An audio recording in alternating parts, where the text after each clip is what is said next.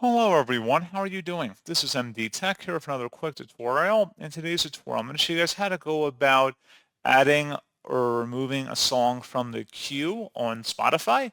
So this should hopefully be a pretty straightforward process here, guys. And without further ado, let's go ahead and jump right into it. So we're going to go into our playlist here that actually has the song or playlist we want to add to our queue. Select the three-dotted icon next to it and select where it says add to queue. Now, if you wanted to remove the song from queue, you could just come back in here and then where it says add to queue.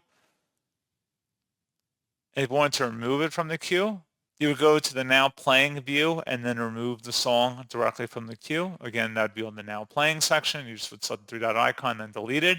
And that's all you have to do. So pretty straightforward process, guys. And as always, thank you for watching. I do hope that I was able to help you out. And I do look forward to catching you all in the next tutorial. Goodbye.